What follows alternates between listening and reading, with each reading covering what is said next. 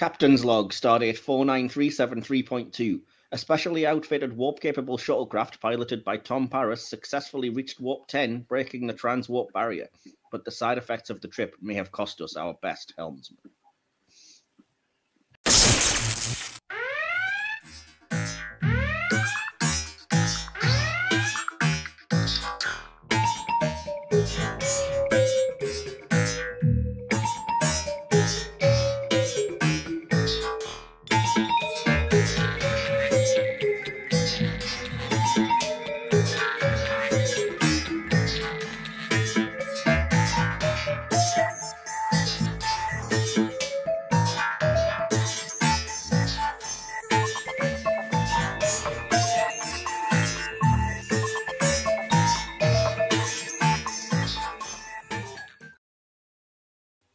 And hailing frequencies are open as always. Welcome back, Trekkies and podcast fans, to another series of the Hit or Miss Star Trek podcast. I am your usual host, Captain Mike Wilson, beloved radioactive mutant, and I am introducing this series because this is the first episode. In this particular run, it's a little bit shorter, first of all, but we're going to be looking at episodes that are, shall we say, controversial, unloved, not critically particularly well received. Right. Vicky, I was trying to be diplomatic about it. So we're going to be kicking this off with a Voyager episode. But before I get into that, let me introduce who is here with us. First of all, as always, I'm joined by my faithful number one. Hopefully he can learn how to sit in a chair properly. Welcome back, DK. Akuchi Moya. Oh, yes, Voyager, of course. Yes. Tattoo on the face, that's the guy.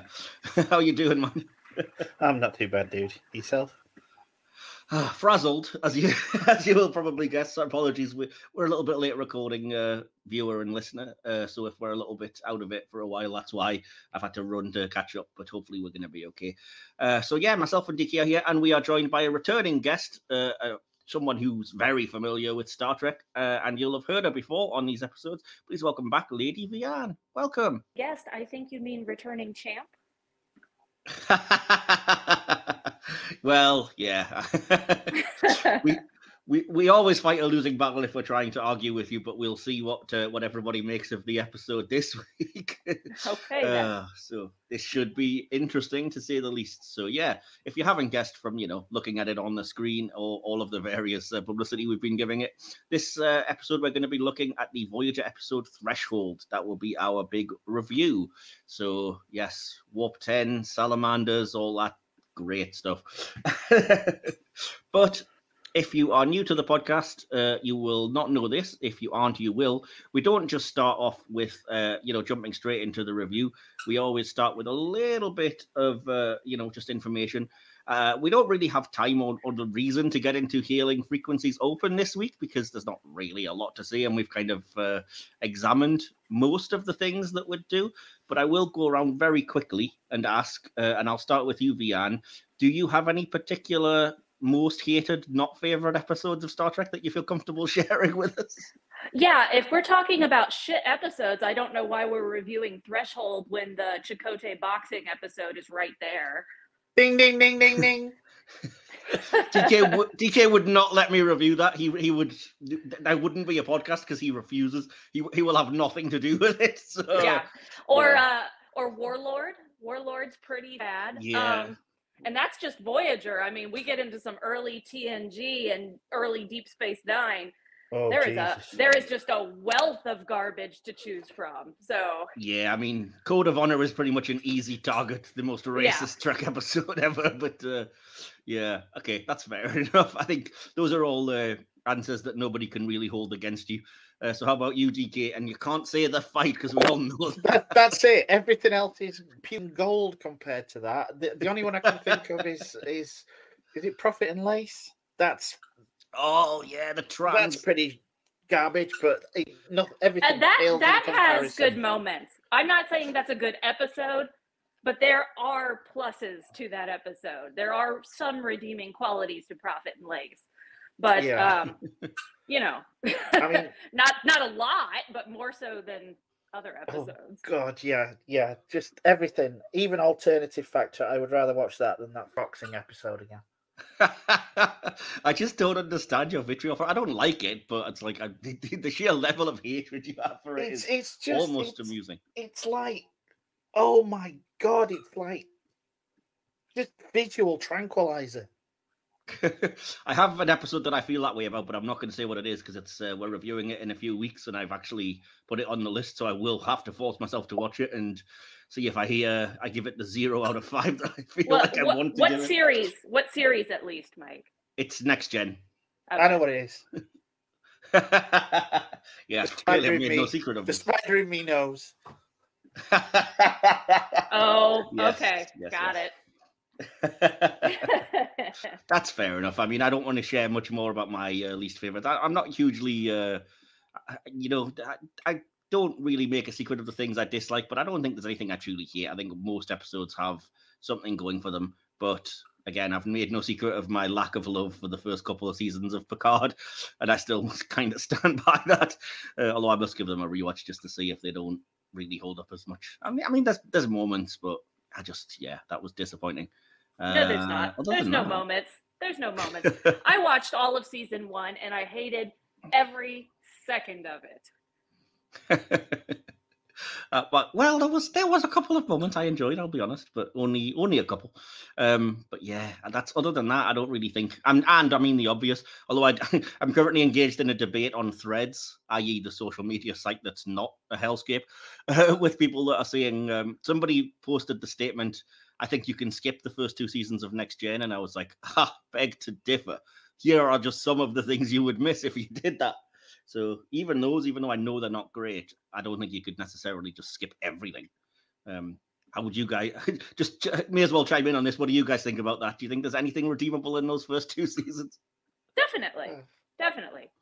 Shades of Grey. Let's just watch Shades of Grey. Shades of Grey.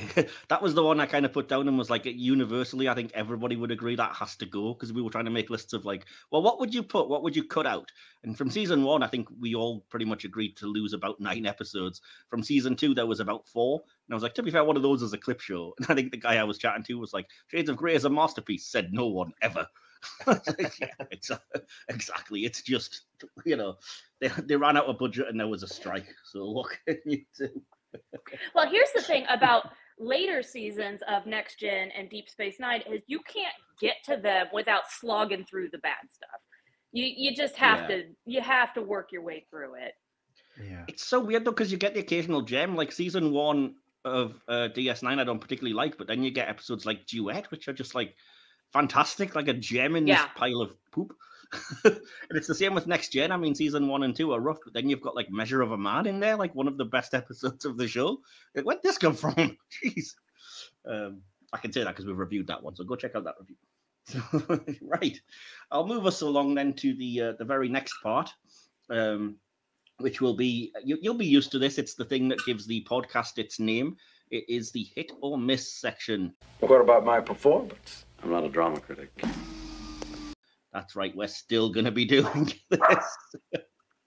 Did you both come expecting this? Did you come prepared, or were you thinking we'd forget about it? That's my favorite part. I'd actually forgotten about it until you started and mentioned the name of the podcast, and I thought, oh shit, yeah. Oh yeah, that's something we do, isn't it? Yeah. So yeah. I always tend to. I've got Google ready just for my memory lapses. Don't worry, I've got the pictures ready to share. If you're watching on YouTube, they'll hopefully come up, or I'll have edited them in if they are unsuitable. But yeah, I've got 5 things, and if you are new here, I always go over it. It's just literally I name something from anywhere in the Trek universe, ask if it's a hit or a miss. We debate back and forth, try and come to a consensus.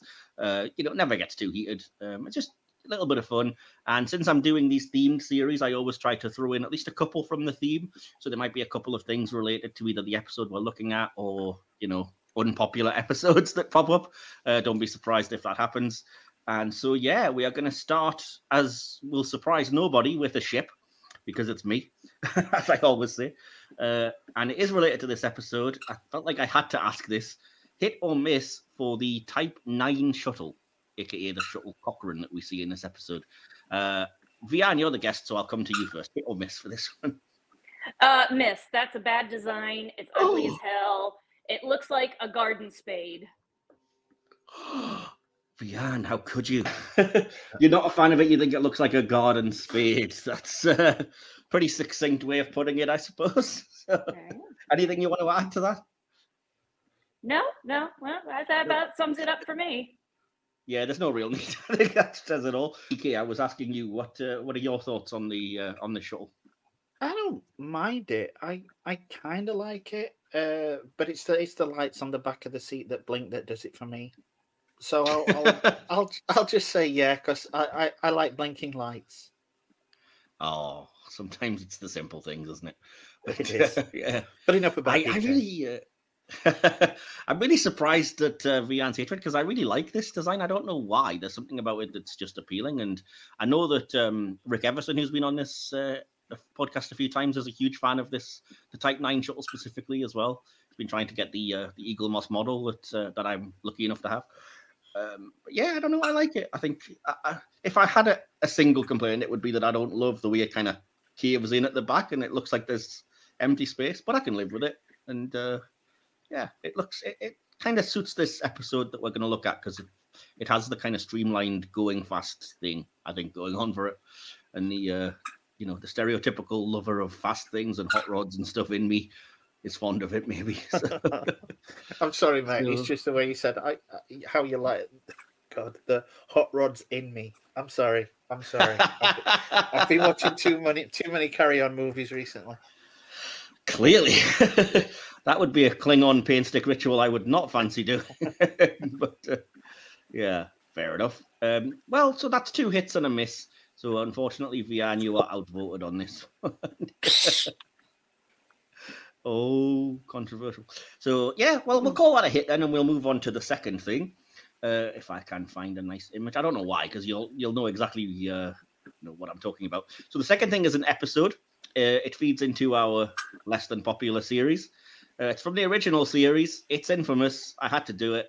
Hit or miss for the episode. Spock's brain. Vean, over to you. I think it's too much of a classic to call it a miss. Like, infamous, right? And there's something fun about that. Is it one that I would go back and watch over? No, but I mean, you can't not watch it. It's, I mean, God, look at D in this picture you've chosen. Like, how can you not just be tickled by that? Yeah. Okay. So, I mean, I'm not sure what to make of that. You're saying it's a hit, but you also would never want to watch it. So. No, I'm saying it's neither a hit nor a miss, but required viewing if you want to, be involved in this space at all. If that makes sense. I think it's something I'd probably say you have to see once just to say you've seen it. Yeah, maybe, but yeah. Okay, we'll call that a very soft hit, maybe on your behalf then. And it's a hit. It's a hit, but for the wrong reasons. Okay, fair enough. Hit for comedy value, maybe, but yeah. DK, is this better or worse than the alternative fact? Brain. What is brain? I like it. It's camp. It's completely stupid, and it's like. I don't know. It's almost like if Star Trek crossed over with the Adam West Batman, and for that. Oh, that's a great way of putting it. Yeah, it got that vibe to it, and for that alone, at least it's entertaining. You people have disappointed me. It's a miss for me. I hate this episode with a passion.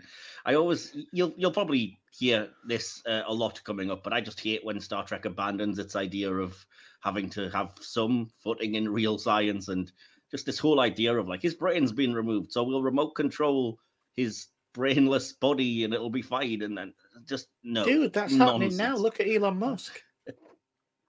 But yeah, I mean, for me, it's not for me. It's too ridiculous. It's everything that people kind of criticize, and I don't know. I hate the plot of it. I hate the guest stars. I hate the general idea, and I don't know. I kind of see what you're coming from. That maybe everyone should watch it once just to see, but I mean, there's an entire book, like a Star Trek episode guide, that awards every series the Spock's Brain Award for its worst episode because it's just regarded as, famously the worst. But hey-ho, if you guys like it, you do. There's not much I can say about that because unfortunately I'm outvoted. So with 2 to my 1, we're calling Spock's Brain a hit on this podcast, apparently. We've officially crossed into Bizarro Worlds territory. I need to go get my black goatee and we'll be all set. Oh no, we're in the mirror universe. Mm-hmm. Black goatee. You couldn't have dressed like the intendant or something cool like that, I dress like that already. Okay, well, shouldn't be surprised. Okay. The third thing on the list is a character. It's a character that I think I've mentioned before, but they've been through some significant events since. So hit or miss for Captain 7 of 9. Vean, over to you. Okay, it's a miss, and here's why. Oh, Okay, first of all, haven't watched that season. I haven't gotten that far. Season now, 2 is of worse, course, to be fair. I tried. I got about 15 minutes into season 2 and said I'm out. So, in fairness, I haven't watched the arc of how this happens yet. But this is something that Star Trek does that irritates me to no end, whether we're talking about the alpha canon or the beta canon, the books, whatever. Anybody who was a series regular, up to and including Ezri Dax, becomes a captain somewhere down the line. And I'm sorry, that's not how this kind of structure works. Not everybody needs to be a captain. Not everybody should be a captain. And just going on what I have seen of 7, first in Voyager, of course, and in season 1 of Picard, 7 is not a captain. She's just not. No. Sorry, I'm not here for it. No. Okay, so it's missed, but in fairness, you're not informed enough on the arc to say, to judge it because you haven't watched it. Right. Right. But it's this thing that we do where it's like everybody. It's like we have to have some other officers. Everybody becomes an admiral. Everybody becomes a captain. It's like, it's just not reality. And it bothers me to no end. I mean, at least 7 gets a journey. She doesn't just go from, I'm not in Starfleet to here's your 4 pips, So, but again, I'll give my thoughts on that in a second. Because over to you, DK, I know you've seen season 3 of Picard, so you probably are more informed on this one. I don't mind it. I'm not really swayed one way or the other, to be honest. Like Vean says, not everybody needs to be a captain. Not everybody needs to. And, I did like, when we spoke to Mac and the way that 7 was being treated in that by Starfleet, because I could actually see that happening. This, I can't quite see it, but it's not to a point where I oppose it. It's going to be a tentative hit. Just slightly over the line, though. Just slightly over the line. I like this, and I'm surprised I do, because I was never the biggest fan of 7 as a character. And I didn't like her particularly when she was a Fenris Ranger, but I think season 3 of Picard, as much as I have issues with some of it, really did kind of stick the landing with her arc. I thought it made a lot of sense, and whether it be through her relationship with Shaw and the way that developed, or the fact that we see her as kind of a first officer and learning from, Picard and Riker and so on and so forth. And it's just, I don't know, there's something really cool when you go back and watch Voyager now and you just think, oh, she's going to end up as the captain of the Enterprise. That's such huge growth. A spoiler alert, I guess. Sorry, Vean. I did not mean to do that. But to be honest, she could end up a homeless drunk in Picard and it would still be better than being with Chakotay. Ding, ding, ding, ding, ding. Oh, hey, quick question. Did they ever address that at any point? Nope. No. Wow. No, I like Captain 7 of 9, and like I said, I'm quite surprised about that, because if you asked me if, before season 3 of Picard, if I'd have liked the idea, I'd have been really against it. So maybe you'll feel the same, Vean. I would not necessarily put money on that, but if you ever do get around to watching it, you may kind of be warmed to it like I was, but we'll see. I'm not sure where we fell on that. So, actually, you gave it just a slight hit, DK. So I'm claiming the victory on that. I'm kind of on the fence, but I I would like to see a series. Yeah, I'm not fussed personally, and I really resent everyone that's like, we don't want Starfleet Academy, we want this. Like, personally, I'd rather watch Starfleet Academy myself, but whatever. Anyway, so the fourth thing out of 5, we're getting there, I promise, is another ship, which is again relevant. And I can't remember if we have ever done this. It seems like if we haven't, it would be a huge oversight. So hit or miss for the USS Voyager. Vean, over to you. That is a solid 10 out of 10. I mean, look at her. Look at her. That is the prettiest ship Starfleet has ever made. Cannot say enough good things. She is absolutely, without question, my favorite ship. How come you don't think that looks like a garden spade? Look at the nacelles, Mike. Look at the happy face. Look at the happy face of the deflector with the 2 little eyes and that big smile. I've never seen that. I'm not going to be able to unsee that. Exactly. It's the USS Party Bus, Mike. It's the USS Party Bus, and I love her. They should definitely have illuminated that in green when they did the Borg upgrades to the ship, just to make it even more obvious. Oh, I really can't not see it. No, it's just glaring at me now. She's so happy. It's so happy. It's such a cheerful design. The fact that I'm looking at that as well, when the next time it goes to warp, when the nacelles rise, and you can kind of just look at the nacelle, the deflector, go like, "Yay!" It's so fun. Anyway, so yeah, USS Party Bus. I should clarify, if anybody's not watching on YouTube, I'm referring to the original Voyager, not the Voyager A, B, or J, as they do exist. So yeah. We'll talk about those another time, I'm sure. DK, what about you? How do you feel about the OG Voyager? I like it. I prefer the top-down view. I think it looks more sleek from the upper view. But yeah, I like it. It's not my favorite Federation ship. My favorite Federation ship, but I do like this one. Yeah, and I love the repositioning stills. So. Yeah, I kind of wish they'd made more of that, because it doesn't seem like they get a lot of play. I mean, I know it happens in the opening credits every episode technically, but yeah, I just feel like we didn't get to see enough of that cool thing. And there's some beta canon somewhere that that's to avoid the supposed damage to subspace that warp caused in Next Generation, that they just immediately hand waved away because we'd be effed basically if that was the case.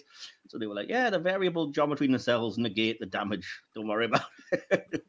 And again, it would have been nice to get into that a little bit. So, but anyway, no, I'm just going to be boring. I love the Voyager. I love the Intrepid class. I love all 4 of the current Voyagers in actual fact, because they're all basically the same overall shape and design. And yeah, the Voyager in particular, I always loved the show when I was younger.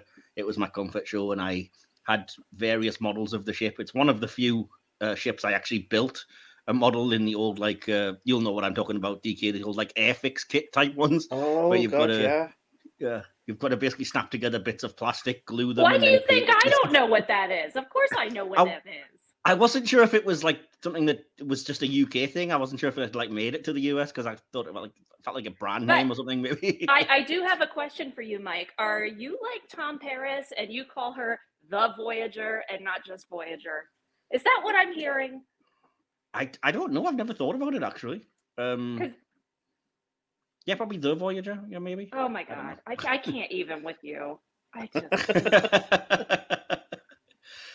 Yeah, I think we can safely say the Voyager or Voyager is an overall hit. We all 3 of us said that. Apologies, it looks like this image is going to be really tiny on the screen. But this is an episode of Deep Space Nine that I'm throwing up here. Hit or miss for the season 5 episode, The Assignment. Vean, again, you're the guest. We'll come to you first. Is that the O'Brien one where he has to go and infiltrate the Orion Syndicate? No, this is the one where it's the first appearance of the Par Wraiths, and one of them possesses Keiko. Oh, yeah. No. First of all, unpopular opinion here, most O'Brien episodes I skip.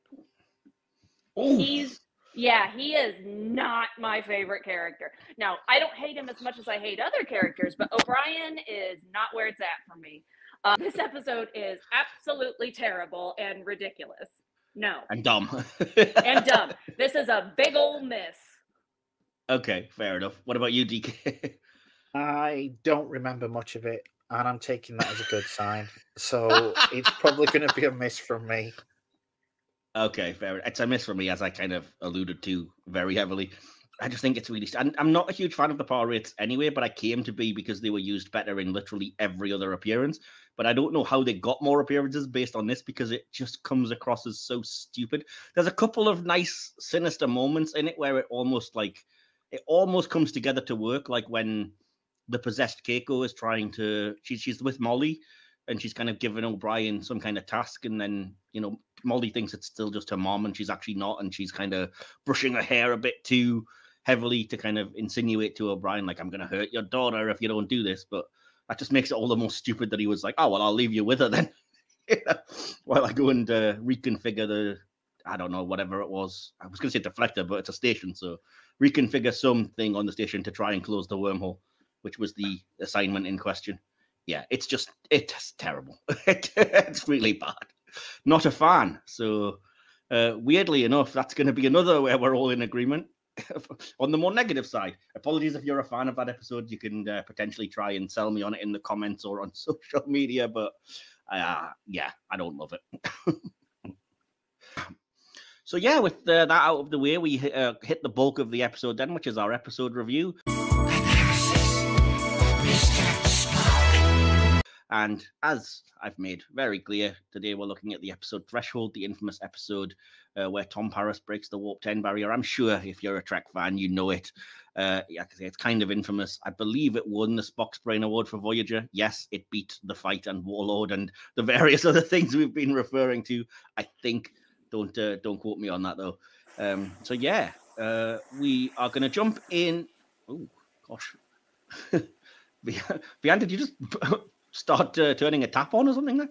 No, I got my headphones disconnected and I had to turn them back on. Okay, fair enough. So yeah, we'll get into the behind the scenes stuff and everything, and then start breaking down the episode as we always do. Don't worry, you'll be able to follow along with us if you are new here, but we've been doing this for a while now. But you'll remember, if you were with us last season for our Romulan episodes, that there's something else we've been doing, or I've been doing. An idea that was inspired by, ripped off by, from, I should say, the Delta Flyers podcast, where I do a little bit of poetry for the episodes in question. Now, just because they're episodes that I may not like doesn't mean that I'm going to let myself off the hook with this one. So I will say I have come up with a limerick and a haiku to describe Threshold, or the plot of the episode. So I'm going to do what I always do, and I'm going to come to both of you and ask which one you want to hear first. You can hear one now and one at the end of the review. I want to hear the haiku. I agree. Haiku, okay. Okay, the haiku is very simple and to the point. So if you dim the lights and we'll pretend we're in some kind of beatnik coffee bar. Here goes. Paris hits Warp 10. His excitement is short-lived. Now he's a lizard. There we go. Point of contention. Point of contention. Not a lizard. Okay. Clearly an amphibian. I know, but it's just funnier that way. Also, I had to fit it into 5 syllables. Now he's an amphibian would have just knocked me way out. As would now he's a salamander. He's lizard-like, lizard adjacent. That's good. So yeah, I'll give you the limerick maybe a little bit later towards the end. But until then, we are going to jump into the behind the scenes section. I do believe, DK, you've got most of this, but I may have something to start us off if you just bear with me. Yeah. Before we start, I will say that this isn't just coming from me, that this episode is unloved or unpopular, in case there does happen to be anyone who's overly fond of it. I did take the quote from Wikipedia. This episode is widely regarded by fans and critics as one of the worst episodes of Voyager and of the entire Star Trek franchise. So don't pin it on me. Blame Wikipedia. I have thoughts already. Oh, do you want to share them with us before we get the BTS? Or? Well, yes, actually, let me just say, I think this is a very strong case of bandwagoning. where because what? look, Sorry, a bandwagoning. Where one person's like, "Oh, it's the worst thing they ever made," and everybody's like, "Hey, yeah, that's right." And then it becomes a meme, and then it becomes a joke, and then it becomes a holiday, and we all kind of ironically, laugh about it. But fact is, this is not even close to the worst episode of Star Trek. It's not even the worst episode of Voyager. So why it gets the amount of disrespect that it does, I'm not sure. Interesting. Yeah, so we'll have a good discussion then, because I think just the way you said that, Mike. I'm sorry. What? I'm trying here, Danny. Interesting, as if it was. That's complete bollocks.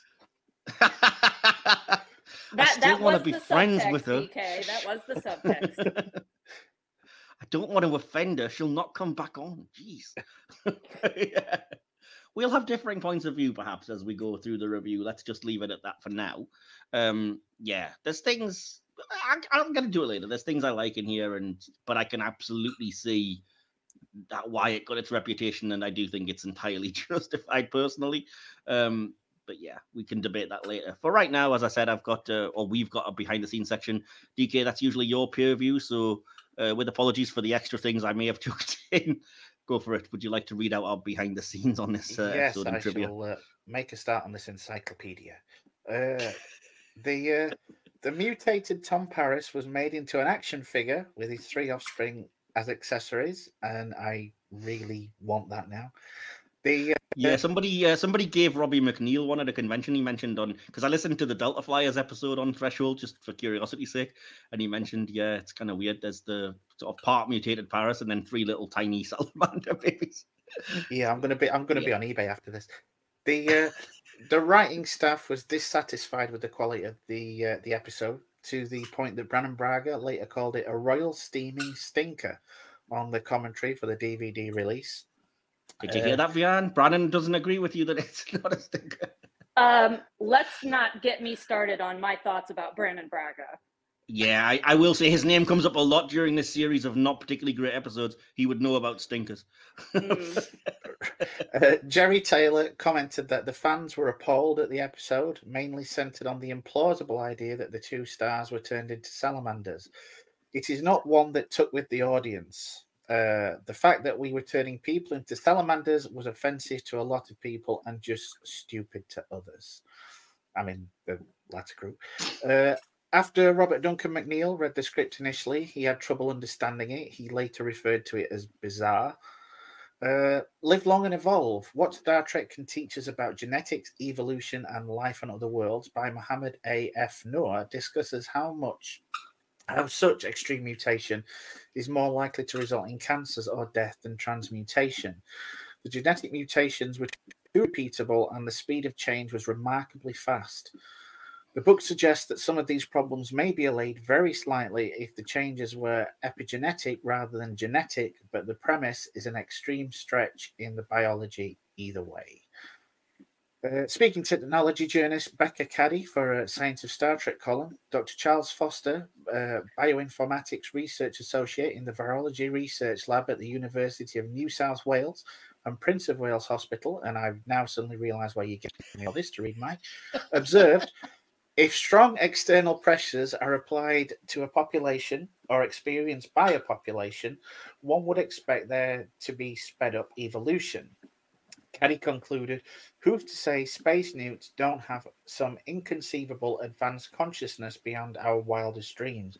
And who knows how we'd evolve if we're all simultaneously at all points in space? Talk about external pressure. I hate you, Mike. This episode marks the first appearance of the Class II shuttle on the series, namely the Cochrane, after Zefram Cochrane, the first human to break the warp threshold. This Cochrane followed in its namesake's footsteps by being the first human vessel to break the transwarp threshold. According to the Star Trek The Next Generation Technical Manual, page 55, Q and other omnipotent beings have flown in the 9.9999 plus warp factor range. The book also states, Mike, you're just taking the piss now, dude, that the Traveller uses warp 9.99999999996.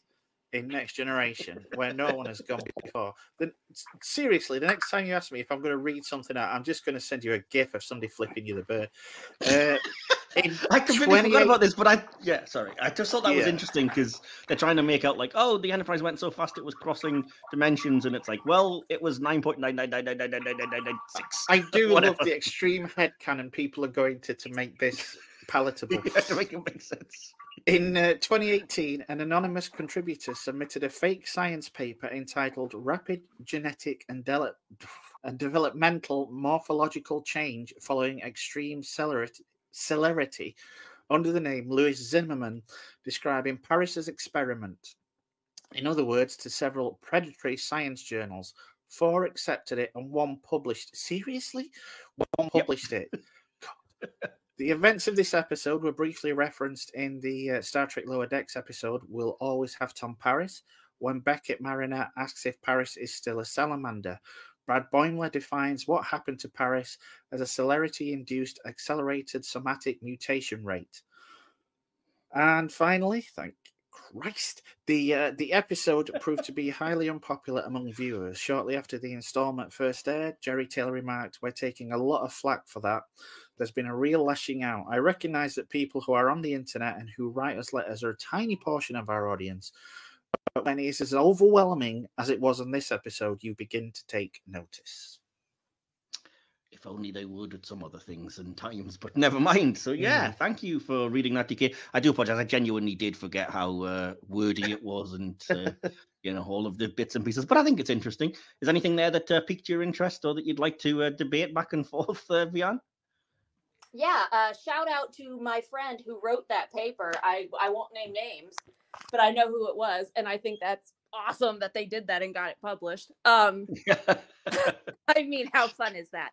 Yeah. Well, I guess I can wait till we get into the writing and the acting to really say my thoughts. Okay. Fair enough.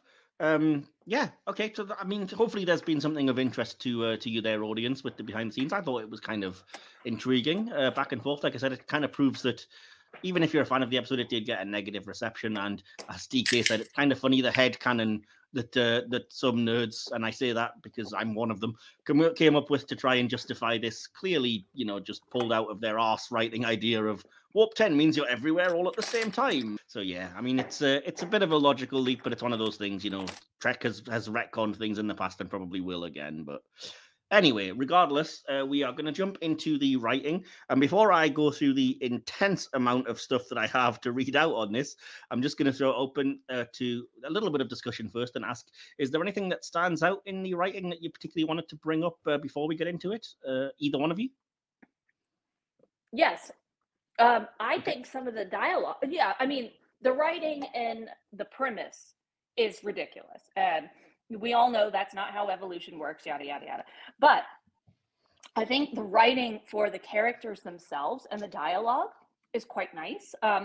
Particularly the scene where Tom is dying, essentially, and he's talking about his childhood. He's talking about losing his virginity, the reference to the pepperoni pizza. Yes, it's kind of funny in a way, but it's also not. It's kind of, he's going through this extreme event, and what comes to you in those moments, right? So I think that's very interesting and kind of well written, and certainly well performed by Robbie McNeil. Ah, interesting.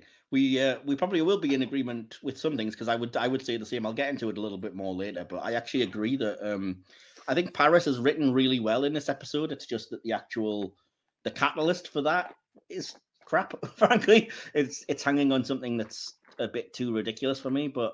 Yeah, I think you're absolutely right. I think Robbie McNeil does a great job. And when you see some of his influences that I'll talk about, you can kind of see where he's coming from with that. And yeah, I agree with you. I think Paris's emotional arc in the episode is great. It's just that the literal what's happening is nonsense, unfortunately. What about you, DK? Is there anything you wanted to bring up about the writing, or anything you wanted to debate about what we just said there? No. I think you've both kind of nailed it. There's some good dialogue squeezed into an otherwise laughable episode. Yeah. Okay. Fair enough. Although I will give a shout out that Paris says he feels like a pepperoni pizza. And about 5 minutes later, it looks like one. Oh, DK. Anyway, yeah, I kind of have some things that I wanted to bring up before, that I kind of have to read this information about before we get into. So I will read the stuff I have on the writing. Hopefully, it'll spark some interest, or it might be something you haven't heard before. But do feel free to interrupt me and jump in if either of you guys wanted to that are here with us. I'll start by saying that this is something that I kind of noticed, and then I saw somebody else had kind of picked up on it as well, and it's I know it's a really churlish, nerdy bugbear, but since the Doctor had already developed a way to recover from the hyper-evolution, he does turn Janeway and Paris back. Voyager could have traveled to the Alpha Quadrant, and upon reaching there, the Doctor could have given an antidote to the entire crew, and it's not really made clear why that wasn't explored. Yeah, I think I've headcanoned it as they didn't have the special magical dilithium. They didn't have enough of it to do that in the end, I guess. I don't know. Any thoughts, guys? That's a very good point. Yeah, that never occurred to me. Yeah, clearly it didn't occur to Brannon Braga or whoever it was that wrote this part of the episode either. But oh my gosh, yeah, I've ruined it now with this logical leap. But anyway, carrying on. The story idea for this episode came from Michael DeLuca, who was at the time the head of New Line Cinema.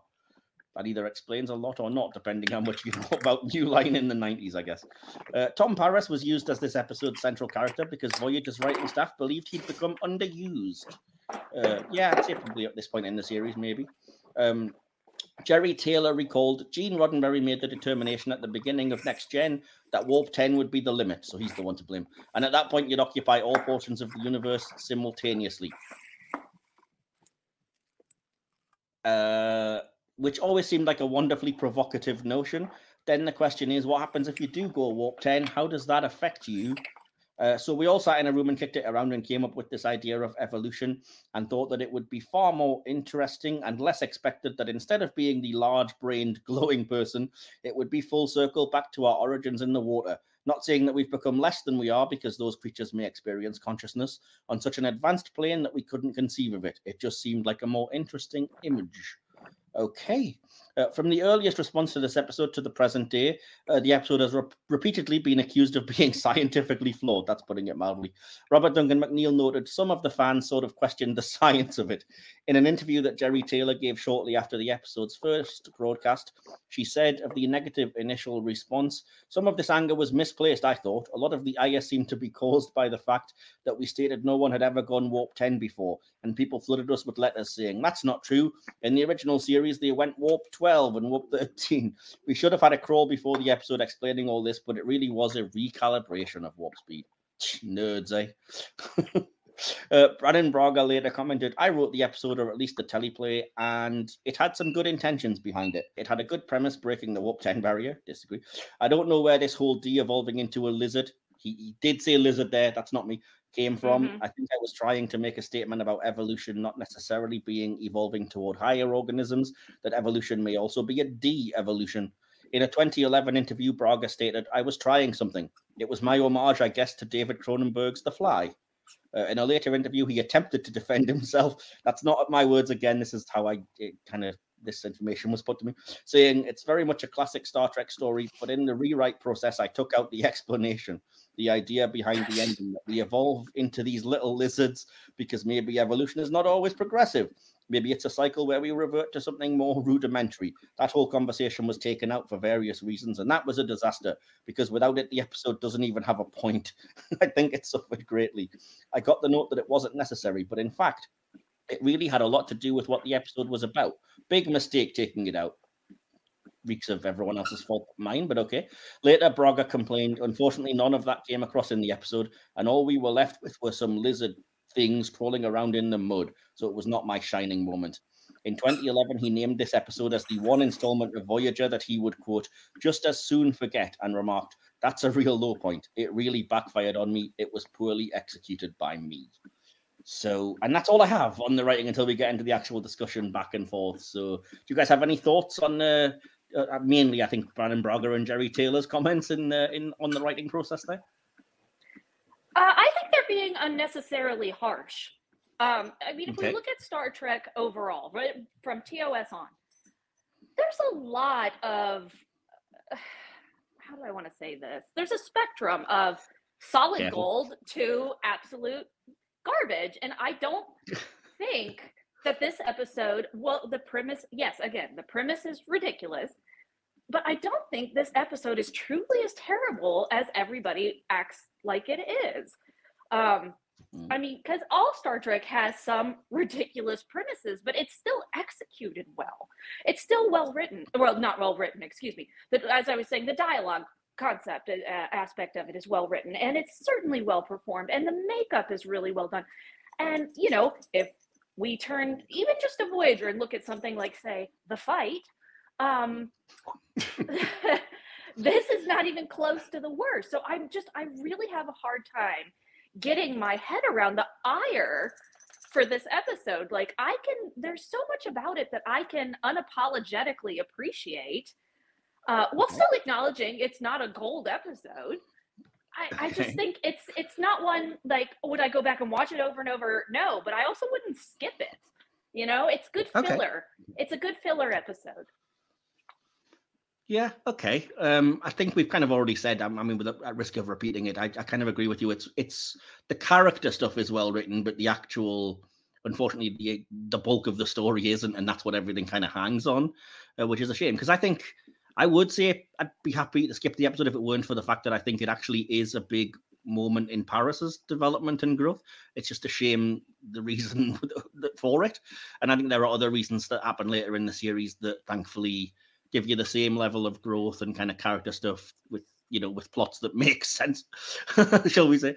But yeah, so how do you guys feel about this idea that Braga's trying to claim, I shouldn't really phrase it like that, but Braga's claiming that it was his homage to Cronenberg's The Fly. Did you see anything in that? Or? I did. I kept referring to him as Brundlefly throughout the episode to the person that I was watching it with, because he definitely did give me vibes. When he first reached up and pulled his hair out, I thought the ear was going to come off. Yeah. I think that sorry. Go ahead. Well, I was just going to say, it definitely has that 80s body horror tone at certain points, but I wouldn't give Brandon Braga the credit of saying that was intentional. I think he's a lying douchebag and he's trying to save face. He's pulling a Tommy Wiseau. Yeah, exactly. It was intentional. No, did you listen to the Delta Flyers podcast on this, by the way, DK? I haven't. No. No, it's really weird that you said that then, because both Robbie and Garrett Wang, obviously that host that podcast, said the same exact thing, that they thought when Paris reaches to take a clump of hair, they were expecting him to pull away his ear. So it's bizarre that you guys have kind of come to the same thing with that. And there's obviously something in that, you know, that you expected a little bit of a more severe mutation. And I do think if that's the kind of thing that you're looking for, I think some of the early body horror stuff is really effective, but then it just gets the kind of, not the final stage because where it's all kind of salamandery, but the kind of stage that there's an action figure of where, you know, Paris has evolved into this smooth headed thing. For me, it just doesn't work. It's too Star Trek Alien of the Week like, and it kind of it removes all of the kind of visceral, something mutation is happening, and it just looks like, oh, this could be any alien we met on a planet. You know what I mean? Yeah, maybe that's just me. I don't know. It's just, I don't know. There's something a bit too clean and a bit too, this is now what we've evolved into, and it's just a regular, you know, looking-ish thing or whatever. But yeah, I mean, some of the other stuff is very effective. The idea of him like pulling out his tongue, and like I said, the way that some of the skin starts to break down and flake, and the miraculously very quickly appearing like veins and stuff when he collapses in the mess hall. I will get into this. I think I have it on the acting, so apologies if I end up repeating myself. But I will say that Robbie McNeil said that when he kind of read the script, he looked on it not like The Fly so much, but also with aspects of the Elephant Man, and that's kind of how he played some of those scenes. The person I was watching it with actually said at one point, "I am your animal." Yeah, that's like when the tongue's removed. I kind of like. After I'd read that, I would say it didn't occur to me until then. But after I'd read, like Robbie say that, I was like, oh, I totally see what he means when you're playing it without a tongue and stuff, and you've got to be like, oh, what's happening to me? Yes, absolutely. I can see why he would. That was kind of the research he did. I'm not saying it's anywhere near as good as that film. That film is legendarily brilliant, and this was, a dude transforming into a lizard creature. Yeah, this was not. But I can kind of see where he was coming from, and to his credit, I mean, his acting of the bits and pieces, it's probably the best you could get for the ridiculous notion, maybe, but especially on like a TV show, But everybody in this, with the exception of maybe that silly little subplot of Raphael Sabaj talking to redneck Klingons. Oh, I like that. No, I hate that bit. But I think everybody in this has a performance that kind of elevates it from just being completely dreadful. Because if they didn't put the effort in, this would just be a resounding clunker. Yeah. I mean, they give it their best shot, and like I said, there's some great scenes, as I'm sure Vean would agree, in terms of the character stuff and bits and pieces like that. There's also some terrible stuff at the end from characters, but again, I'll get into that a little bit later. It's weird. It's just occurred to me now. Like I was going to say, I like the idea that the kind of Jonas betraying them subplot is it's kind of a Trek experiment with long form storytelling that Voyager does in season 2. So I always kind of half forget that they did it, and then when I see the bits and pieces and the way it built up to something, I'm like, oh yeah. I really appreciated them doing that, so that even in an episode like this, it's like, ooh, there's still something carrying on in the background there before we get to the episode where it's dealt with. Investigations, I believe, is the episode's title, where it officially explains everything. And, Paris seems like he's leaving the ship, but it's actually a ploy and blah, blah, blah. Spoilers for that episode, he said, a bit too late. But no, it's just occurred to me there that because obviously it's kind of maybe shoehorned a bit into this episode, that Jonas has to be giving, we've been doing Warp 10 experiments, this is it, to the Kazon. Now it's just occurred to me, is there a bunch of like weirdly mutated salamander Kazons where they were just like, you did not warn us this would happen, Jonas? Would anyone care? The Kazon aren't smart enough to make it work. I agree with you, Vean, but I also really just kind of, DK, you win this round with, would anybody care? Yes, the Kazon, the one species so terrible, even the Borg were like, nah, we're good. Yeah, it just feels like, as you say, it feels shoehorned in, but a lot of this, to me, the execution of it, the writing part, just feels like, even though it's got that crap framework, even though that's there, a lot of things just seem half-assed and lazy. Like the pre-credit sequence. Yeah, I mean, it starts off and it's you're kind of getting that Star Trek the Motion Picture vibe where when they're first going into warp and he's doing 2001 if we want to use a better film as an example, but okay. Yeah, how dare you? And then it just he sat there on the holodeck floor and Torres says, "You're dead." There's no stakes there whatsoever. You might as well have had him extreme ironing and the rope snapped or something like that. And there's just saying, "You're dead." There's nothing there whatsoever to keep. In my opinion, I made the exact same note because it should really end on some kind of like big hook into the episode or big cliffhanger. And in actual fact, it doesn't. It's kind of like, just we're experimenting with going warp 10. Oh, well, we can't. It didn't work. Into the episode. Like, what? You can't. Yeah. I mean, you guys are silly. No. You need that to know what the episode's going to be. Like, the whole point of the beginning scene is to go, this is what this episode's going to be about. Not necessarily have to end on that kind of note. And you need it because in reality, you are going to practice that. You're not going to go immediately into the high stakes. Let's try it for real without any practicing. And so you get this point where they're practicing and it's not going well. And, the frustration, and this is what we're trying to achieve. No, you guys are both wrong. I disagree. I think, to me, there's no. If someone tunes in, if this happens to be, God help them, the first ever episode of Voyager that they see, that to me would just not hook me whatsoever. Yeah, and it could just be a simple matter of editing it differently. And I mean, you could call it a cheap trick or whatever, but like, have it be like, oh wow, I'm hitting warp 10, and then you go into the credits, and then you come out of the credits and like, oh, it didn't work. Or, you know, try to do a mislead or do something so that it's like, oh no, Paris is dying, the shuttle's blowing up, and then you come out of the credits and it's like, it was the holodeck, everyone. But don't just be like, well, we tried this simulation and it didn't work. It's Oh like my God, BJ that said, would irritate me so much more if they did that. Well, it's like, it's the equivalent of like having a drama open with like somebody playing a video game, getting beat, it's saying game over, and then you launch into the credits for your show. Yeah, Anyway. it didn't do anything for me. Yeah. But I mean, like I said, that's just, it's TV writing 101. You've got to give something to hook the people in, just like you're supposed to end every act break, which used to be for the ads or the commercials, with some kind of hook or some kind of big reveal or whatever. And I don't think the Trek writers are always quite up to that, frankly. But yeah, I mean, on your level, I kind of see what you're saying, Vean, in that we are all TV literate enough that we know they're going to be revisiting this and they will eventually keep trying it until presumably it will work. Otherwise, again, it's quite a dull episode if you just have 45 minutes of them trying and failing. Yeah. But it doesn't really give you any hint of like, tune in because this is what might happen if they make it. You know what I mean? It's kind of, I don't agree. Anyway, but fair enough. You're wrong, but okay. You're wrong. Well, I've got backup, so. Yeah, but your backup is DK, so. Whoa.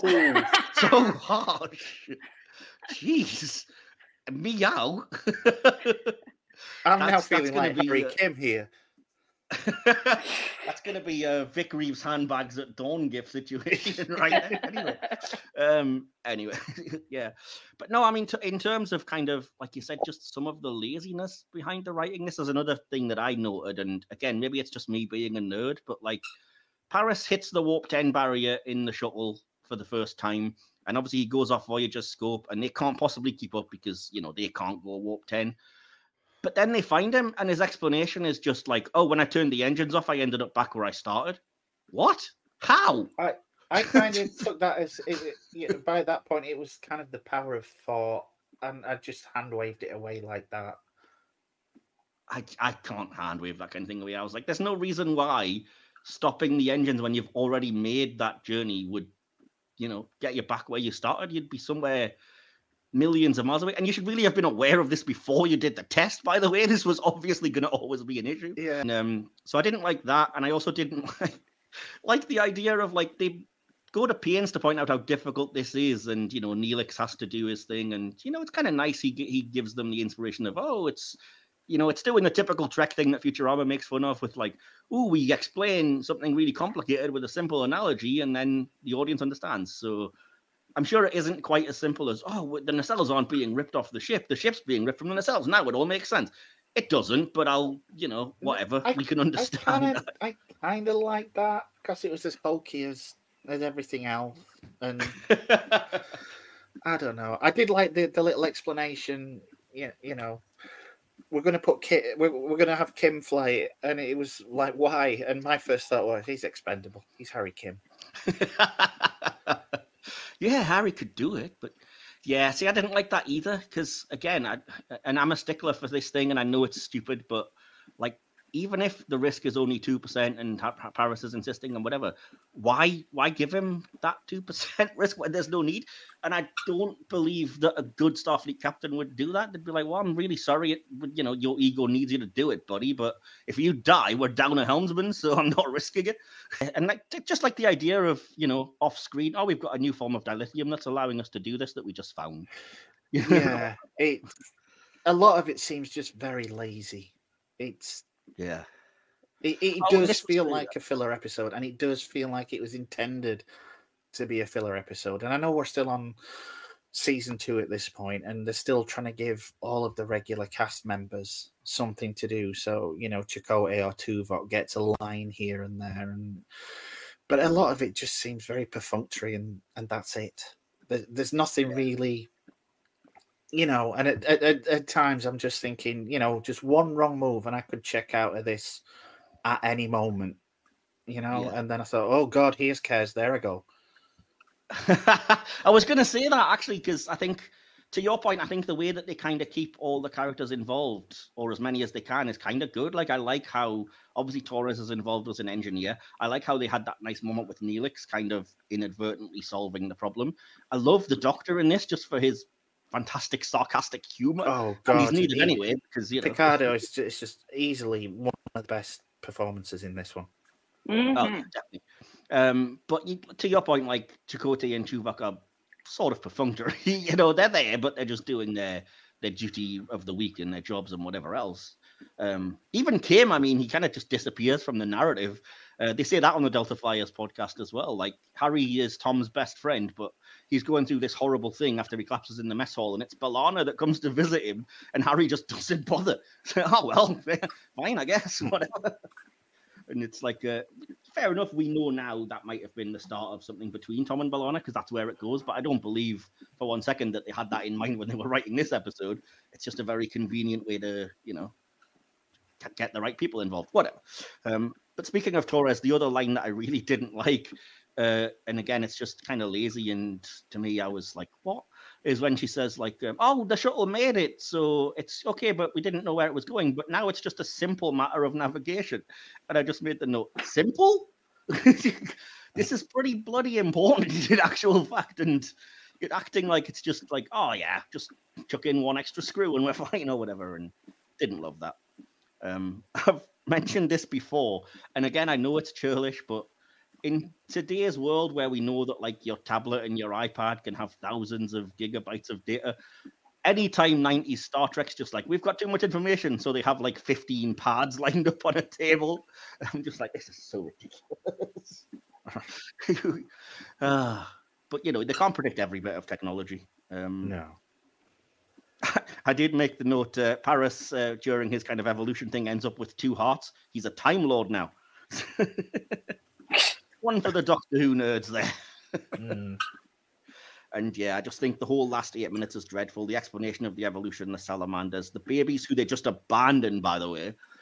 Just, what? You know who never would have abandoned their babies? Benjamin Lafayette Sisko. Except he did literally do that at the end of that show. Hey, that was a different situation. It really wasn't. Oh, Mike. He abandons his existing child and his not yet born baby in order to, hang out with some non-corporeal beings for a bit? Whatever. But yeah, I didn't love that either. The fact that Chakotay just chimes in with a log of like, we've decided to leave the infants where they are. Why? What? Again, it's just because it's lazy, because you can't have them on the ship and you've written yourself into a corner again. Just like the whole, like, well, we can just de-evolve everyone back when we get to the Alpha Quadrant thing. But yeah, and I just didn't like the bit at the end, this whole, like, maybe it was me that came onto you, Paris. Maybe it was the woman. Hey, wink, wink. I was like, that is so dodgy. I really hate that. It's completely out of character for Janeway. It's stupid. It's just like, no. Is she flirting or what the heck is that? I don't know if they kind of wrote it as a sort of hand wave away so that there wouldn't be some kind of weird vibe between them, because obviously it's never really mentioned again. And I think if you were left with the impression that, Paris initiated it, that's really kind of dodgy. He kidnaps her and essentially rapes her. He did still assault her, kidnap her, and subject her to mutation against her will. Yeah, so I'm thinking that line is just there to, to kind of say, yeah, these people are going to work together, and Paris isn't a complete bastard. So I get you, but yeah, again, just don't write the crap then in that case. No. But anyway, he said a lot for me that in the most, I'm guessing, the most exciting part of the episode where he does kidnap her and they're chasing him down, I actually nodded off. So that's another thing I resent. I think I've got this. This is more direction than the writing, so excuse me. But I hate the fact that there's a couple of times that there's some great action and it happens off screen. And I'm like, This is the fundamental rule of show, don't tell. You're having it the opposite happen. Like Paris explains the whole Warp 10 thing, like you said, and it's like, oh, I was everywhere. It was amazing. I saw you. It might be nice to see this rather than having to hear it from him. Yeah. And then later, as you said, when he kind of breaks into engineering and kidnaps Janeway, you just see some phaser shots coming into the shot on the little viewer. And it's like, oh, it's happening off screen, don't worry about it. Like, why then? Anyway. My That's first a thought, directing where look. is the camera there? Where is the camera there? It's on the actual monitor, like a modern day laptop with a webcam, I guess. Oh, okay. Anyway, I'm going to move on from the writing because I can sense Vean is, itching to talk about some other things. So I'm going to jump. I'm going to jump to the acting and quickly get into those things I have to say first. Excuse me. So Robert Duncan McNeill helped refine the episode's conclusion. I helped them rewrite the final scene, he said. Did not feel the original story ended very well. I was pleased because I got to have some input into how to resolve the story. Oh dear, I wouldn't admit to that, Robbie. He was generally puzzled by this episode, so he tried to rationalize it for himself. When you try to tell the story, he breaks Warp 10, starts shedding skin, he kidnaps the captain, and then he becomes one with the universe. They are salamanders and have a baby. It sounds ridiculous. Yeah. What is this about? Before you can even start to tell the story, you have to find the moral. What is the simplest point of the episode? Once you can say that in a sentence, then that's what the episode is about. To me, the whole Warp 10 and salamanders and all of that frosting was about Paris trying to find some sort of salvation outside himself and ultimately realizing he had to find his own self-worth from within. Here's somebody who thinks he's got to break Warp 10 and prove to everybody, his father and himself, that he can do this outside thing, but ultimately your happiness comes from within. In the end, McNeill still thought the episode was very strange. That was a bizarre show, he exclaimed. It really was. Despite his mixed feelings about the story, McNeill extremely liked appearing in this installment. He described it as an episode I really enjoyed, and moments later said, I loved getting the opportunity to chew the scenery a little bit. He also stated that while he knows that fans hate the episode, he loved it, that he always enjoyed being able to put on prosthetics. Ultimately, he felt that while turning into a lizard, then kidnapping Janeway and having lizard babies might not have been the best story to tell, the things he got to do in the story were really fun for him. At the 2009 New Jersey Star Trek convention, Kate Mulgrew remarked that Threshold was the episode of Voyager she was most uncomfortable with. No shit. Noting that she didn't like the thought of mating with Paris as a lizard. I think Robbie hit a home run with this episode because it would have been very easy to go over the top with it, to go camp with it, and to hit that middle ground where it still felt like it was coming from a place that is real. I think is really a difficult task that was assigned to him, and I think he did it.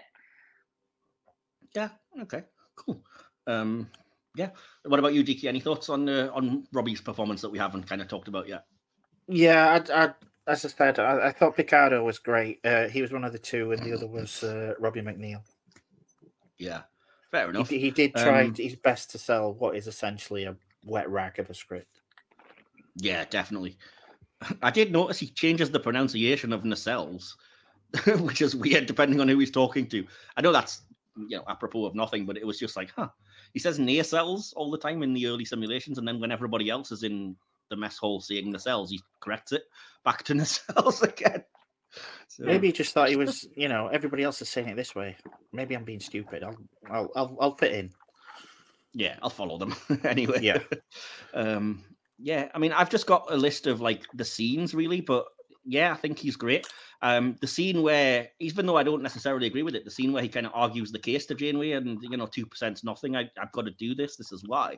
I actually think that scene's really well acted and kind of well written. As much as, like I said, I don't agree with the outcome, I can still accept it. Yeah, I do think as a overall Voyager's cast in general, aside from Picardo really and Kate Mulgrew, they tend to be overlooked in terms of their ability. But I think that Voyager actually has one of the strongest main casts in that everybody on it are really equally good performers, whereas you have something like Deep Space Nine or the original series or some of the newer stuff where you have some standouts and some real clunkers for actors.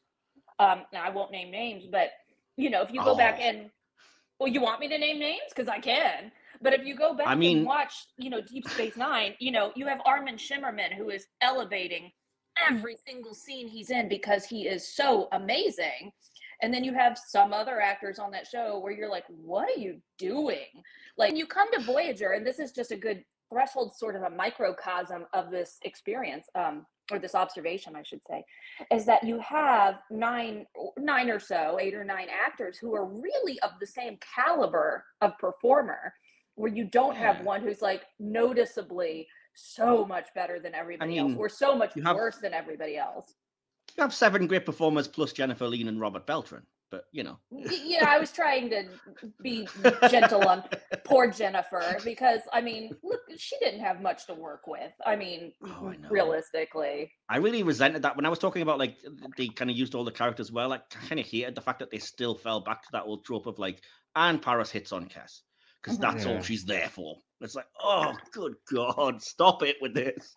You know, she's a capable woman and an actual, you know, a nurse that's trained and knows her stuff, and all he does to her in that moment is, oh, kiss me, go on.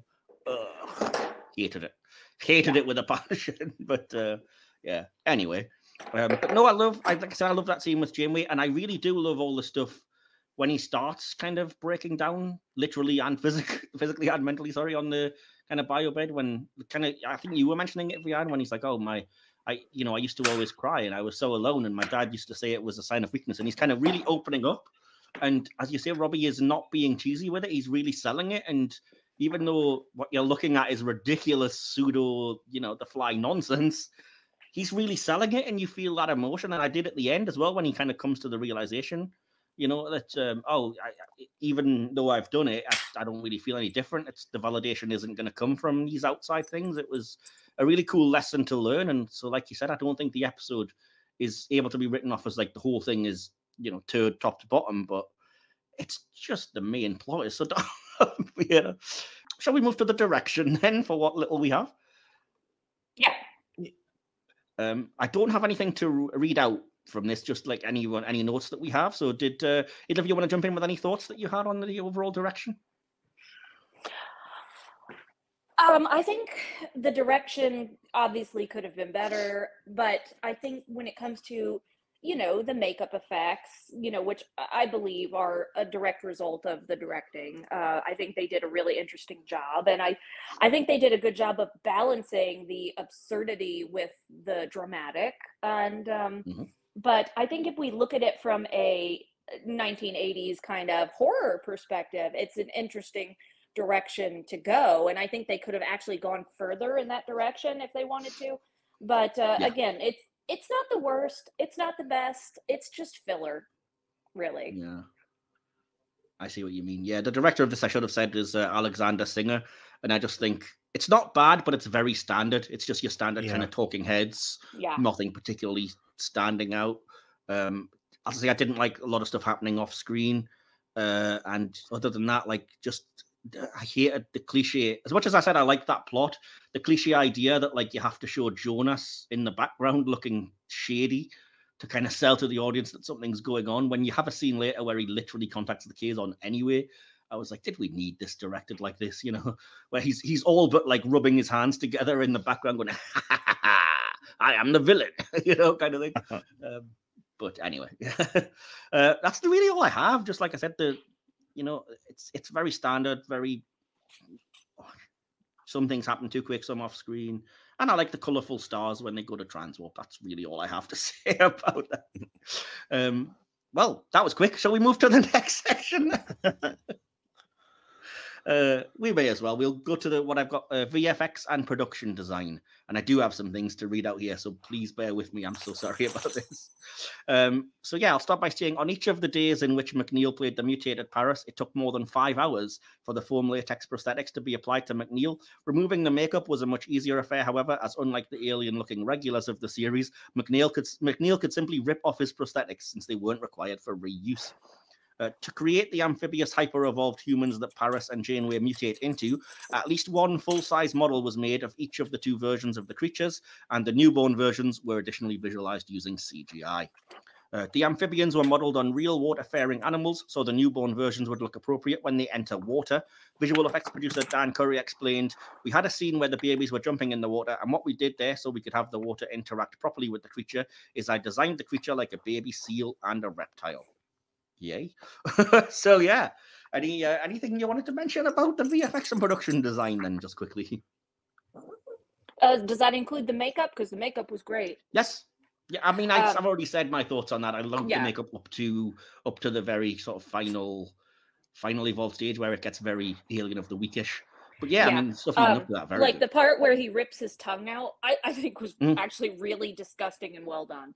Yeah, I quite liked it. Unlike you, I even liked the final kind of form before he became full lizard. I think it looked okay. You're going to go looking for an action figure of it on eBay, apparently. No, they used to have one in the shop. I won't go that far. I just want the salamander itself. Yeah, I think it looked quite good. I mean, yes, it is very much Alien of the Week, but considering the short amount of screen time it had, I think they put a lot of effort into it. So, I was quite impressed with that. Okay, fair enough. I don't really have much to add. Like I said, I've kind of given my thoughts on that. I don't like the way that the babies look. I think it's quite obviously dodgy CGI. No offense to Dan Curry and co. I just don't think it really works. But that's possibly my projecting that I just don't like that plot idea. And the only other note I have is I like the cool shuttle launch from Voyager. I think this is the first time we'd actually seen the way that they launch out of the back, and that's the way the shuttle bay is. I only made a note of that because Garrett Wong said he didn't like it on the podcast. He was like, it looks like Voyager's pooping something out of its arse. That's where the shuttle bay is. Well, in fairness, when it's talking about this episode, it's not entirely wide of the mark. I suppose, yeah. Cool. I literally have one line for music and sound. It's fine, and I like the standard triumphant music. That's it. Anything from you guys that you wanted to add? I think It's Fine covers it. Yeah. It's pretty standard. Yeah. Fair enough. Can't put it off any longer then. I did promise that I would regale the audience and you guys here with the limerick that I've written to describe the plot of Threshold, such as it is. And so without any further ado, here it goes. My limerick for Threshold. Approach warp 10 with trepidation. There's a danger in infinite acceleration. Evolution goes crazy. Tom and Janeway have babies after one truly weird-ass mutation. There we go. Hopefully you all enjoyed that. And if not, apologies. I mean, we've been here a while, so I'll just move us to the audience response then. Because these are kind of clunky episodes, shall we say, I'm also going to throw in a little bit of critic response on this one, partly because we didn't get a lot of audience response and partly because it's fairly... As Vean said, I think there's a little bit of potential bandwagoning, so I wanted to see what the critics thought and if that's where this came from. Incoming transmission. So, I'll start by saying that Cine Fantastique rated this episode 1 out of 4 stars. Star Trek magazine also scored this 1 out of 5 stars, defined as total gach. The unauthorized reference book Delta Quadrant gave this installment a rating of 4 out of 10. And the book Star Trek 101 by Terry J. Erdman and Paula M. Block cites this episode as the Star Trek Voyager winner of the Spock's Brain Award, I was right, and states that of the entire Voyager series, this installment is the one, quote, most likely to give Darwin a migraine. In 2015, Threshold was included in Geek.com's 35 greatest moments in Star Trek. However, they ranked Tom Paris hitting Warp 10 as the 30th greatest moment in all Star Trek. In 2018, Comic Book Resources included the episode in a list of Trek episodes that are so bad they must be seen. Vean, someone after your own heart. In 2012, Den of Geek listed this as the worst episode of Star Trek Voyager. Fox ranked this episode as the fourth. Oh, come off it. God. And I was waiting for that. And Fox ranked this episode as the 4th worst episode of all Star Trek up to 2018. No way. Not even. No. No. Den of Geek included this episode on a binge-watching guide that included a roadmap of episodes that, although not typically achieving high ratings, were still entertaining. Did you write that, Via? And in 2017, Screen Rant ranked this episode the 5th worst episode of the Star Trek franchise. In July 2019, they again ranked Threshold as one of the top 5 worst of the series, although they felt there was a good start to the episode. The following year, they ranked it the 2nd worst episode of the series, noting an IMDb rating of 5.3 out of 10. They elaborate, it barely gets off the ground from there before it crashes and burns into some kind of drunken daydream. So... that was what the critics thought. But what about you?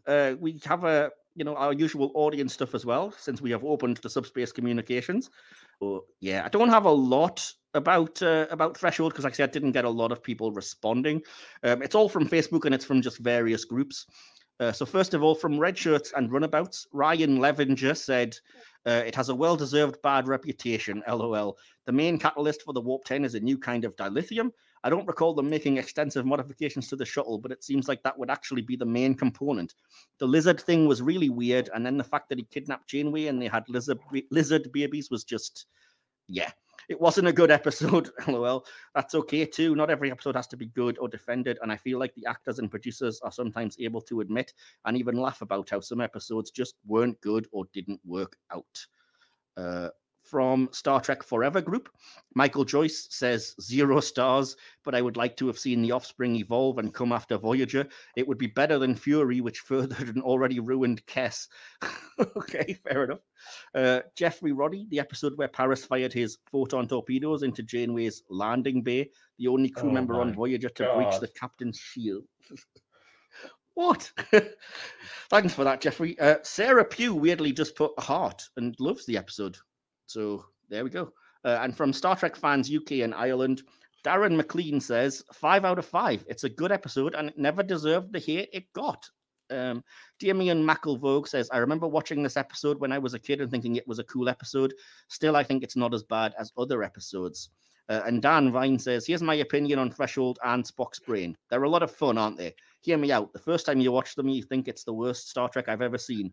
Then the second time you watch them, you go into it knowing it's stupid and have the most fun. Because you know it's silly. It makes no sense.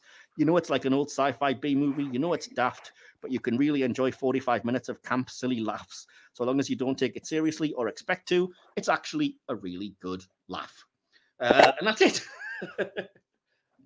I don't agree on this episode, actually. I think it's not even got that kind of camp factor to be, you can just laugh at it because there's some good stuff in here, you know?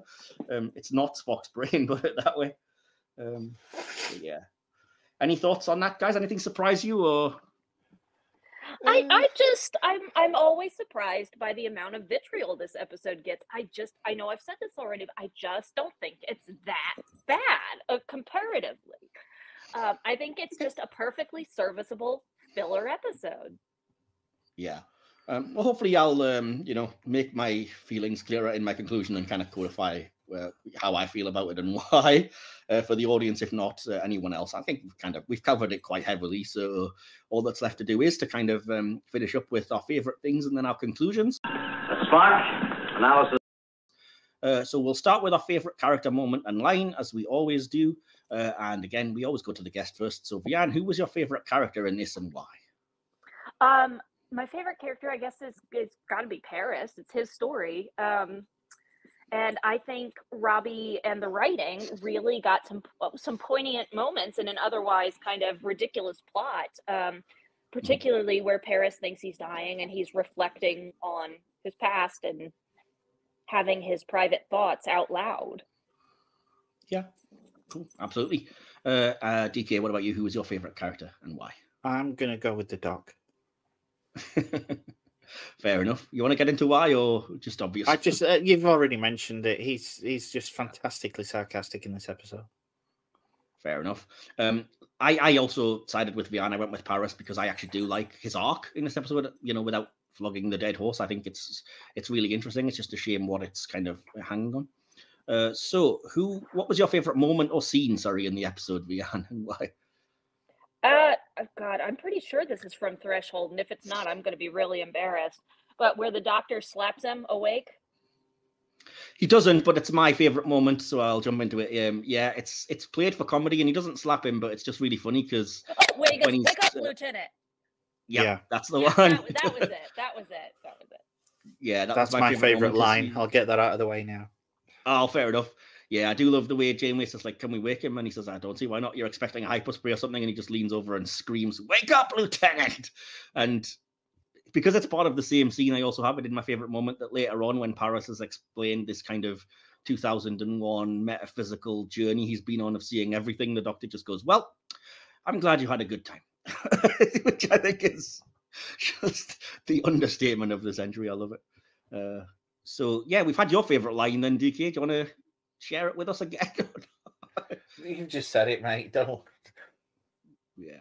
just wake up, Lieutenant, I suppose, isn't it really? Yeah. Vean, do you have a favorite line that we haven't spoiled? That's honestly, that's probably my favorite line and my favorite moment. It's just so epic. I'm not epic, but it's just classic Doctor. Yeah, fair enough. I went a little bit too serious and solemn with it, and my favorite line is, "This is the first time in 10 years I feel I have a life to risk." Because, like I say, I was taking a lot of convincing that you would let Paris, do the mission with even a 2% risk, and I was like, oh, I appreciated that line. It kind of put a lot into place. So, right, all that's left then is for us to give our conclusion and our score out of 5 Starfleet Deltas. We're sticking with Deltas, even though I could have used something else for bad episodes, but we'll not get into that. So yeah. Again, Vean, you're the guest. I'm going to come to you first. What's your conclusion and your score out of 5, please? Well, I was going to give it a 2.5, but I'm going to be generous and say 3 now, just to compensate for all the reviews, which I really do believe there's a lot of bandwagoning here. I think it became fun and popular to rag on this episode, and everybody's like, "Oh yeah, that was terrible," and it's really not that bad. And there's some really good payoffs to it, particularly with Paris's overall story arc for the whole series, and how he goes from this, bad boy to we start getting into what really makes him tick and why he has been the way he is and what he wants and what his goals and aspirations are and what his hangups are. And I think this is one of the first times you really, really get into that. And so I think it's important in that sense. But overall, I don't think it deserves all the hate it gets. And I think, no, it's not Star Trek's best, but it's not its worst. And I think, as I said already, it's a very serviceable filler episode back when we were doing 22 to 24 episodes per season and not doing how do I want to say that? The overall story arcs over an entire season where you had these individual episodes, more episodic storytelling, right? And so, yeah, not everything's going to be a home run, but, you can still get to a second base, Yeah, okay. So, I think three stars out of 5 or 3 deltas out of 5, because I think it's fine. Ultimately, it's fine. That's fair enough. Yeah, I can't really disagree with anything or argue with anything there. GK, then over to you. What's your conclusion and score? There's some decent performances here, but it's hung on a framework of such shoddy pantomime level nonsense that, to me, it kind of makes Bride of Chaotica look po-faced. I can only imagine how hungover Braga was while writing this. It's mildly entertaining, but I just can't take it seriously. It's not a complete car crash, but the driver has certainly nodded off and is rapidly veering towards a ditch. And I'm going to give it 2 out of 5. So 3 and 2. I think I kind of put a lot of my thoughts into the conclusion to explain where I was coming from. So that's probably why it's a bit long. Apologies. I know I often say that, but just bear with me. So I said, on the Delta Flyers podcast, Robert Duncan McNeil says he thinks this episode wouldn't be as hated if you just remove the lizard babies. While I don't entirely agree, I see where he's coming from. Paris's emotional arc in the episode is actually really good and very well acted. I can even forgive some of the early mutation stuff, knowing a little bit more about what the writers and the actor were going for. But for me, it's the whole last 7 or 8 minutes that ruin the episode. And unfortunately, they're what the whole thing hinges on, since they give the explanation for everything and the resolution. I hate everything there, starting with the idea of a cyclical evolution. I know it's science fiction, but it's not fantasy, and Star Trek has frequently prided itself on scientific accuracy. This idea is just dumb. I never like it when crew members end up monstrously or weirdly transformed. It just never works for me and represents the worst, most hokey aspects of sci-fi. Sadly, I have even more to criticize. The episode frequently not showing events that happen off screen and are implied or described breaks the fundamental rule of visual media and just comes off cheap and unsatisfying. The tone is also pretty inconsistent, although I do enjoy a good chunk of the comedy moments that provide levity that isn't linked to the main story. Overall, I would say that the episode wasn't quite as bad as I remembered. Worth another look for McNeil's performance and Paris's emotional, though not physical, journey and transformation. Ultimately, though, with just this, a few nice visuals and some unconnected funny bits to praise, the episode is still a misfire. The whole structure collapses under that awful ending, and ultimately, we've seen much better catalysts for character growth. Not a truly vomit-inducing stinker, but definitely a powerful bad smell. And I gave it 1.5 or 1.5 out of 5. So, yeah. So what we'll do is our usual, adding all three of those together and dividing by the three of us here to give our final score. The final score for Threshold then is 2.1 out of 5. So, yeah. That's probably one of our worst, if not the worst score we've had. So we started well with this season of clunky apps, shall we say. And believe it or not, there's more to come in future. So anyway, do you have anywhere where the people can find you on the internet that you wanted to shout out or not? Yeah, you can find me on most platforms at Lady Vean. That's Vean. Yeah, you can always find myself or the podcasts all over social media. Although I'm thinking of ditching one of them, I'll let you guess which. But there will be a banner on screen if you're watching on YouTube to visit any of the places that you can find us. It's always written there. You can always pause, take a screenshot and find them. But if you're not watching and you're listening to this on podcast platforms, etc., there is also a link tree always in the episode descriptions on both YouTube and the audio areas. Follow that link tree. And again, you can find all of our social medias. You can leave us information there. Do please get involved. We are struggling for audience feedback for these episodes. And I kind of did want to, get a little bit of a more gauge from the fans of it, if they really are, as bad as their reputation suggests, or if some people like them or whatever. So do interact if you happen to see me prompt you to ask these things, and feel free to defend the episode in comments or on social media, or agree with us or anything else. Let's just have a chat and talk all things Star Trek, because that's always fun. So yeah, we are going to drop out of Warp 10, hopefully without having mutated into something hideous for now. And we will be back, though, next week, where we're continuing this series of looking at unloved episodes or infamous episodes or episodes that are memes, where we're heading to Next Generation and dealing with what seems like a very Anne Rice-inspired sex ghost candle situation. And if you know, you know what we're dealing with. So, yeah, do tune in for that one. And in the meantime, remember, we are Starfleet. Live long and prosper. Live long and prosper. You have been listening to the Hit or Miss Star Trek podcast, hosted by Michael Wilson and DK. Produced and edited by Mike Wilson. Additional material by DK. Please remember to like this episode and spread it throughout subspace. Subscribe to the Hit or Miss YouTube channel and follow us online. Links to all of our social media pages can be found via the link tree listed in the episode's description. For any queries or to apply to be a guest on the show, you can also email homstartrek@gmail.com. This podcast is part of the Mike's Podcasts Network. You can listen to this and our sister podcasts on all good podcast providers by searching for Mike's Podcasts. Hit or Miss Podcast was based on an idea by Michael Wilson and Will Templer. Thank you for joining us. We hope you'll be back, but for now, hailing frequencies closed. I'm gonna warp out of here at once, maximum speed.